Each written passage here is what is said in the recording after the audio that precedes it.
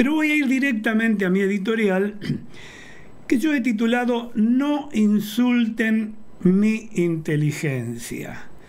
Yo uso mucho esta frase, la uso en muchas cosas, porque sobre todo cuando escuchamos a funcionarios, a gremialistas, a políticos decir mentiras, y algunas mentiras que realmente son hasta infantiles, y yo digo, están insultando nuestra inteligencia. Es como que si nosotros no estuviésemos capacitados para analizar o estamos desinformados. Bueno, eso es de alguna manera insultar nuestra inteligencia.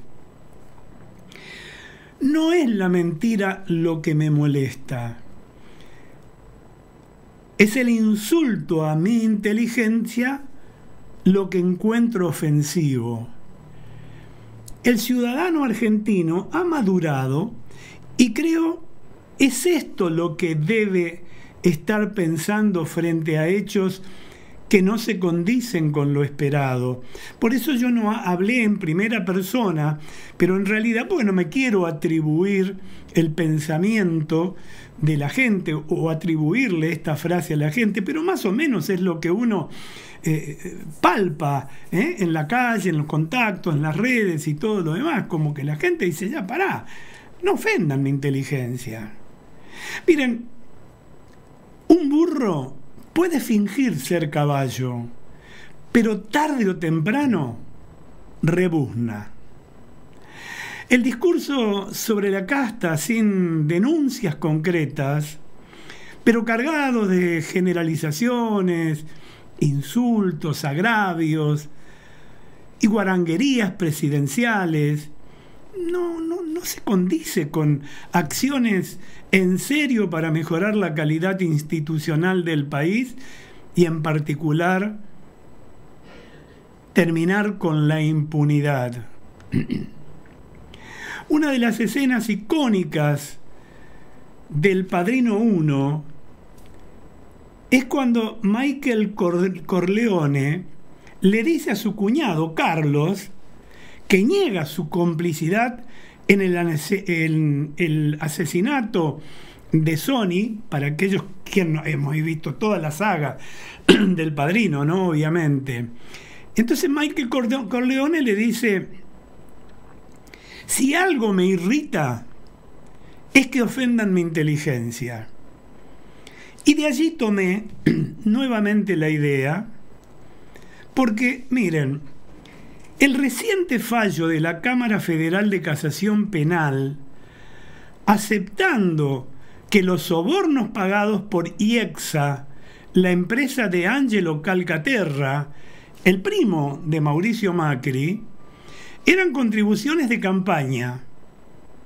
Bueno, ofende la inteligencia de los argentinos esto, hastiados de la corrupción llevada a política de Estado en los años del kirchnerismo y que hace de las de gobiernos anteriores prácticamente un pecadillo de banalidades. Nos sorprende, desde los orígenes del movimiento triunfante en los comicios presidenciales, se sospechaba de pactos de inmunidad y de impunidad con el oficialismo anterior. Yo creo que bastaba ver quiénes hacían el armado, los empresarios que estaban detrás, algunos viejos amigos, bueno, y sponsor del masismo, ¿no?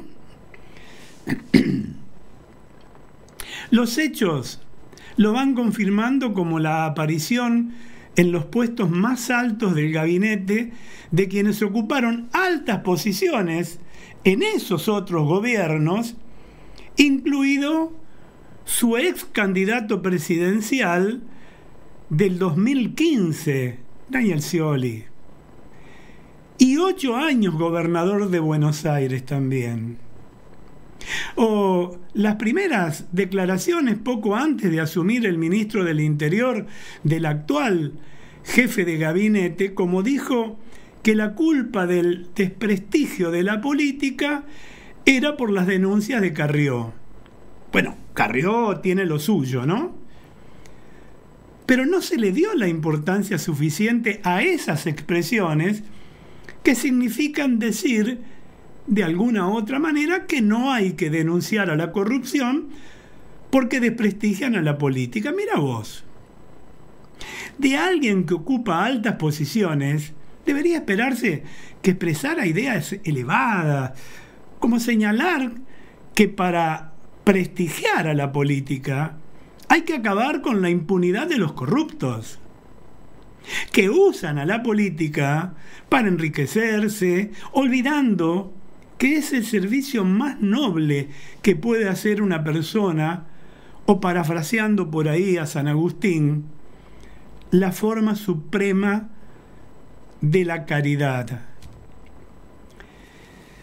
El pedido de renuncia por parte de Santiago Caputo al vicepresidente de la UIF, Manuel Tessio, un especialista en el tema lavado de activos, luego que ese organismo se presentara como parte querellante contra Maltín y Saurralde, ¿lo tienen?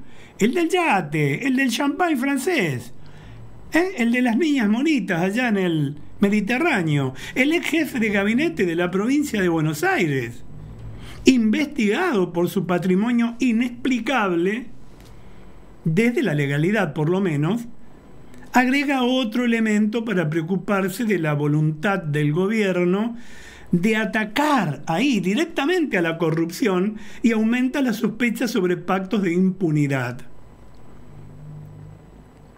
El discurso sobre la casta sin denuncias concretas, pero cargado de generalidades, insultos, agravios y guaranguerías presidenciales, bueno, yo creo la verdad que no se condice con acciones en serio para mejorar la calidad institucional del país.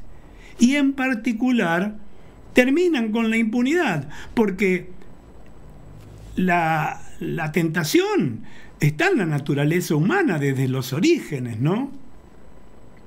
La idea del pecado original que vemos en el Génesis, en definitiva. De lo que se trata es de generar instituciones e instrumentos que hagan más difíciles la corrupción y, sobre todo, evitar definitivamente la impunidad.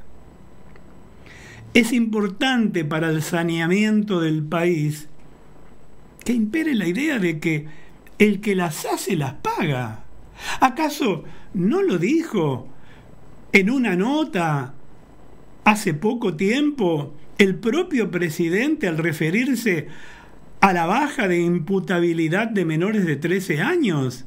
Dijo, el que las hace las paga. Bueno, esto es para todos, ¿no?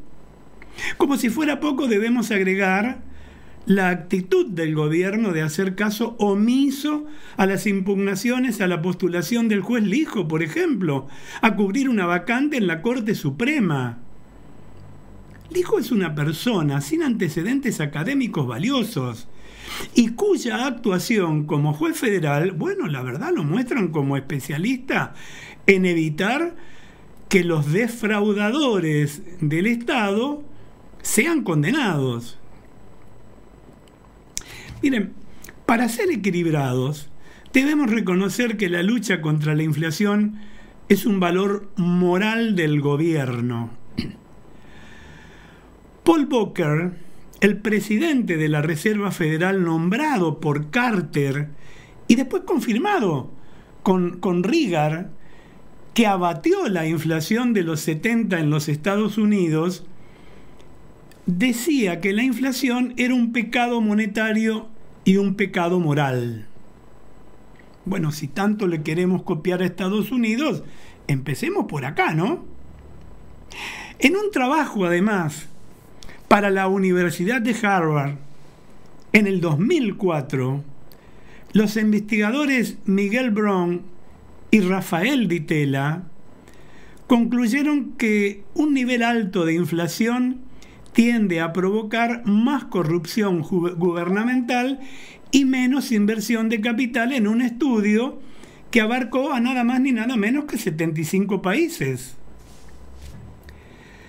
En la teología, bueno, allá, ya en el siglo XIV, el obispo Nicolás Oresme escribió que los gobernantes tenían la responsabilidad de preservar la moneda y que adulterarla equivalía a enriquecerse ilícitamente a expensa de la comunidad.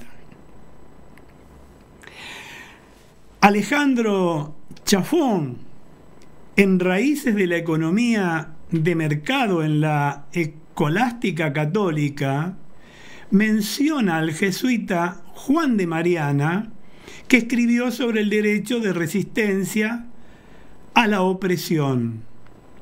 Y fue terminante en el tema monetario diciendo que la práctica de reducir el valor de la moneda por las autoridades era un infame latrocinio similar al de un ladrón que entra en un granero y roba parte de los cereales. Y también la compara con los estupefacientes por el estímulo económico que estos producen en el corto plazo, pero seguido de carestía, vale decir la inflación, estancamiento, empobrecimiento agudizado por, según decía, los controles de precios. Lo vimos a esto en la Argentina. Era muy afecto el gobierno populista a los controles de precios. ¿Recuerdan ustedes? Mandaban a los pibes de la juventud con las pecheras a controlar los precios, todo para la foto, todo fulbito para la tribuna. En aquella época de las que les estaba hablando, en que se usaba el metálico, la estafa consistía en reducir la plata o el oro en las monedas, incrementando así la acuñación y estafando a consumidores y acreedores. Amigos, una sociedad desarrollada es la que vive dentro de la ley y sanciona a todo aquel que no la cumple.